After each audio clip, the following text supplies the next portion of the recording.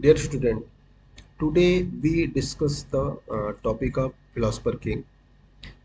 Plato is known for his unique concept of philosopher king,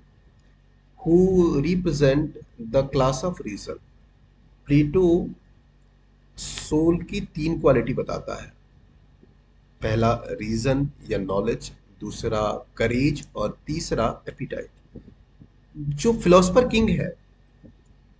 वह प्लेटो का जो first class है, जो सोल की क्वालिटी के बेस पे वो तीन क्लास बताता है, उसमें जो फर्स्ट क्लास है जिसको वह रीजन या नॉलेज के नाम से बुलाता है,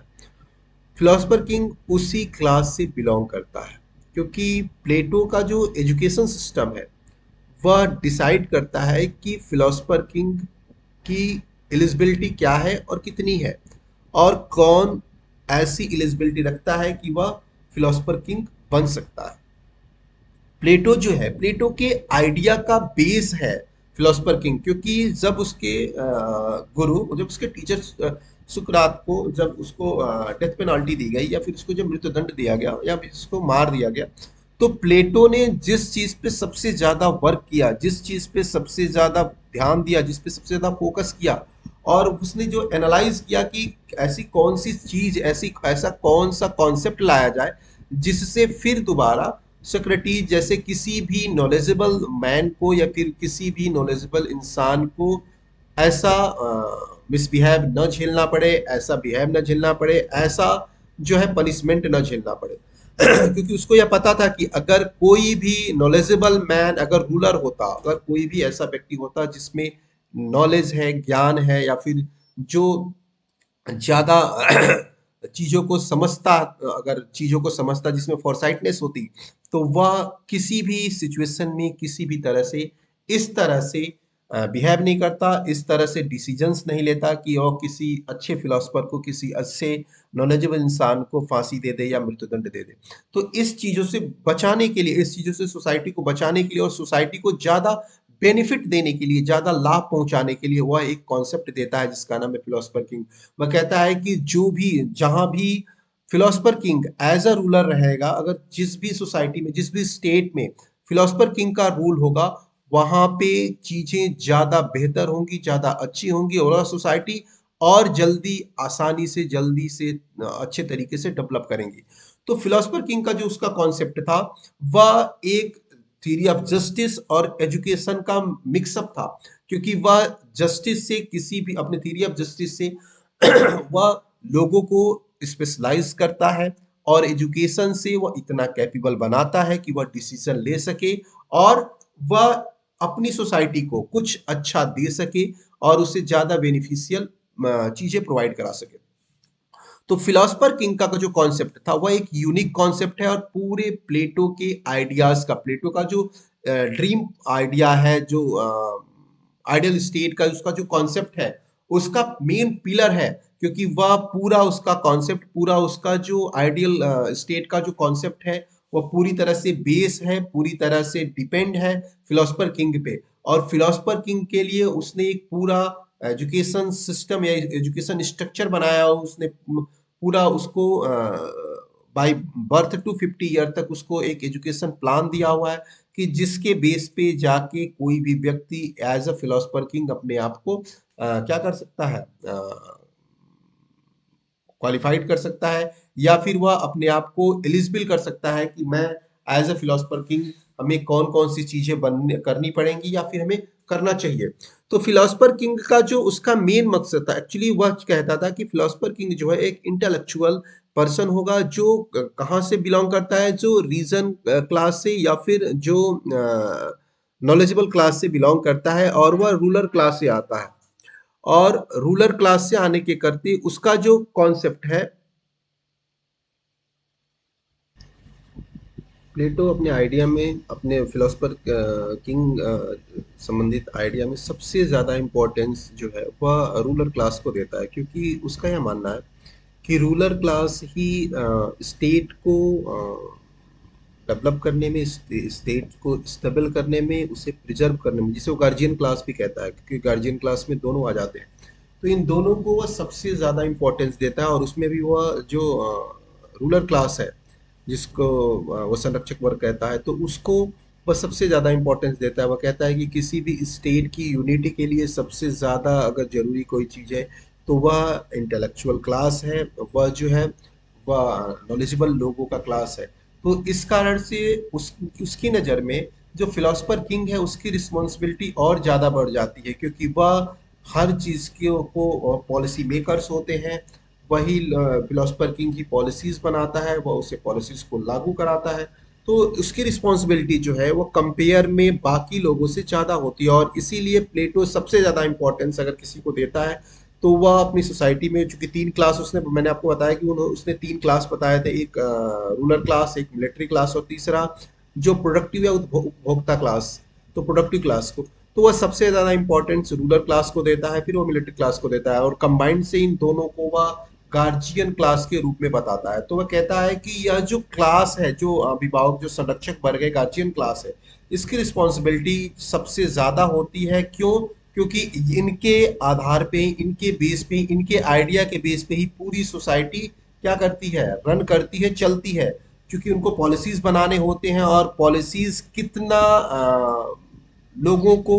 प्रभावित करती है, कितना उनको बेनिफिट पहुंचाती है, कितना उनके लिए सोसाइटी के लिए बेनिफिशियल होगी, या उस रूलर की, उस रूलर क्लास की, या फिर उस पॉलिसी मेकर की क्वालिटी पे निर्भर करती है कि वह उस पॉलिसी को कितना बेनिफिशियल बनाते हैं, जो सोसाइटी को ज्यादा से ज्यादा बेनिफिट पहुंचाए। और प्लेटो जो है इस कारण जो फिलोसफर किंग है, फिलोसफर किंग को सबसे ज्यादा इंपॉर्टेंस देता है। वह कहता है कि वह इतना नॉलेजेबल इंसान है, वह इतना नॉलेजेबल होता है कि उसके लिए किसी भी रूल्स और रेगुलेशन की जरूरत ही नहीं होती, उसके लिए किसी भी रिटन फॉर्म के रूल्स रेगुलेशन की जरूरत नहीं होती, क्योंकि वो उसमें वह इतना कैपेबल है, उतना इतना नॉलेजेबल है कि वह खुद ही उन सभी चीजों को क्रिएट करने के लिए, बनाने के लिए सक्षम है, कैपेबल है। और उसके द्वारा बनाया गया रूल्स और रेगुलेशन सबके लिए बेनिफिशियल होगा, इतना उसको, किसको, प्लेटो को इस चीज का भरोसा है, क्योंकि उसने एक पूरा कॉन्सेप्ट, एक पूरा एजुकेशन सिस्टम डेवलप किया है, एक पूरा जो है जस्टिस कॉन्सेप्ट डेवलप किया है कि किस तरह से मैं एक आइडियल स्टेट के लिए फिलोसफर किंग को बनाऊंगा, क्रिएट करूंगा, और इसके लिए उसने पूरा इसको उसका कॉन्सेप्ट बनाया हुआ है। तो प्लेटो का जो मोटिव था वह यह था कि उसके आइडियल स्टेट को गवर्न करने के लिए, उसके आइडियल स्टेट को चलाने के लिए वह एक ऐसा किंग बनाना, एक ऐसा फिलोसफर किंग बनाना चाहता था। वो कहता है कि अगर फिलोसफर एज अ राजा, as a king, as a monarch अपने आप को स्टेबल करता है तो उस स्टेट के लिए वो ज्यादा बेनिफिशियल होगा, क्योंकि फिलोसफर जो होता है उसमें फोरसाइटनेस ज्यादा होती है। वह हर चीजों को बहुत ही बारीकी से, अच्छी तरह से इवेलुएट करता है, उसको एनालाइजिंग करता है। तो इसलिए उसको यह लगता है कि जो फिलोसफर किंग का रूल होगा वह ज्यादा बेनिफिशियल होगा, क्योंकि मेच्योर और क्वालिफाइड लोग, या फिर जो एक्सपर्ट या एक्सपीरियंस होल्डर लोग होते हैं, वह अपने काम को अच्छे तरीके से, अच्छे स्किल्ड तरह से उसको प्रेजेंट करते हैं और उसे हैंडल करते हैं। तो उसका मानना था कि अगर फिलोसफर किंग होगा, अगर फिलोसफर किंग का रूल होगा, तो उस स्टेट को अच्छे तरीके से डेवलप किया जा सकता है, अच्छे तरीके से चलाया जा सकता है। क्योंकि मैंने आपको पहले ही बता दिया है कि प्लेटो के दिमाग में जो कॉन्सेप्ट था, प्लेटो के दिमाग में जो आइडिया आया, वह आइडिया सिर्फ और सिर्फ सुकरात के मरने के बाद, उसके गुरु जो सोक्रेटिस थे उसके डेथ के बाद आई। क्योंकि वह जो है वह सबसे ज्यादा प्रेम अपने गुरु से करता था, और अपने गुरु के मरने के बाद उसने इस चीज को रियलाइज किया कि आखिर ऐसा कौन सा सिस्टम मैं डेवलप करूं, ऐसा कौन सा कॉन्सेप्ट डेवलप करूं जिसके करते होगा क्या, कि जिससे फिर दोबारा किसी भी सोक्रेटिस को या फिर किसी भी नॉलेजेबल पर्सन को मरना ना पड़े। तो उसने उसने यह कॉन्सेप्ट उसी समय बनाया कि अगर किसी फिलोसफर किंग का रूल होता, किसी फिलोसफर किंग अगर एज अ रूलर कोई फिलोसफर किंग होता, तो इस तरह से किसी भी फिलोसफर को या फिर किसी भी नॉलेजेबल व्यक्ति को, किसी भी थिंकर को मरना नहीं पड़ता। तो इसके कार लिए उसने अपने आइडिया का जो बैकबोन है, अपने आइडिया का, अपने आइडियल स्टेट का जो पिलर है, अपने आइडियल स्टेट का जो बेस है उसने फिलोसफर किंग के रूप में स्टेबल कर लिया, और यह माना कि फिलोसफर किंग जो है वह बाय बर्थ उसमें जो क्वालिटी होगी, उसके जो सोल की क्वालिटी होगी, वह रीजन होगी, उसमें फॉरसाइटनेस होगी, वह एक्सपर्ट होगा, वह स्किल्ड होगा, वह लॉ फॉर्म करने के लिए वह सोर्स ऑफ लॉ होगा, और वह इतना कैपेबल होगा कि किसी भी सिचुएशन को आसानी से हैंडल कर ले, किसी भी सिचुएशन को वह हैंडल कर सकता था, मैनेज कर सकता था। और इसके लिए प्लेटो ने उस फिलोसफर किंग के स्किल को डेवलप करने के लिए, फिलोसफर किंग के स्किल को और ज्यादा इंक्रीज करने के लिए, और ज्यादा अच्छा बनाने के लिए वह करता क्या है कि वह उसके लिए एक एजुकेशन सिस्टम देता है। और फिर वह फिलोसफर किंग बनने के बाद वह तो एजुकेशन के द्वारा कोई भी फिलोसफर किंग बनने के लिए एलिजिबल होता है। हालांकि आप यह जान लीजिए कि उसके एजुकेशन सिस्टम से कोई भी फिलोसफर किंग नहीं बनता, बस बस फिलोसफर किंग बनने के लिए एलिजिबल होता है, और उसका जो एजुकेशन सिस्टम है वो एलिजिबिलिटी प्रोवाइड कराता है कि आप इतने साल की एजुकेशन लेके आप एज अ फिलोसफर किंग बनने के लिए आप एलिजिबल हो सकते हैं। फिर वह फिलोसफर किंग बनने के बाद क्या गारंटी है कि जो फिलोसफर किंग बनेगा उसमें किसी भी तरह की कोई भी कमी नहीं आएगी, या फिर वो किसी तरह का कोई भी करप्शन उसके अंदर डेवलप नहीं करेगा। तो इसके लिए वह कम्युनिज्म थियरी देता है कि जिसके द्वारा वह फिलोसफर किंग के डिजायर को, फिलोसफर किंग के इमोशन को, फिलोसफर किंग की इच्छाओं को क्या करे, कंट्रोल कर ले। क्योंकि वो उसने वह इस बात से थोड़ा डरा भी था कि अगर ऐसा ना हो कि हम किसी को भी as a philosopher king stable कर दे, और फिलोसफर किंग बनने के बाद वह अपने पावर का गलत इस्तेमाल कर ले, वह अपने पावर को और ज्यादा इंक्रीज करके, क्योंकि वो कहता है कि उनके लिए कोई भी रिटर्न फॉर्म में कोई कॉन्स्टिट्यूशन या कोई भी रिटर्न लॉ की जरूरत नहीं हो, क्योंकि वो खुद इतना कैपेबल है, इतना नॉलेजेबल है कि वह अच्छे लॉ फॉर्म कर सकता है और लोगों को ज्यादा से ज्यादा बेनिफिट प्रोवाइड करा सकता है। लेकिन उसके दिमाग में एक डर यह भी है कि अगर किसी सिचुएशन में कोई ऐसी सिचुएशन आती है कि फिलोसफर किंग जो है वह करप्ट हो जाता है या करप्शन में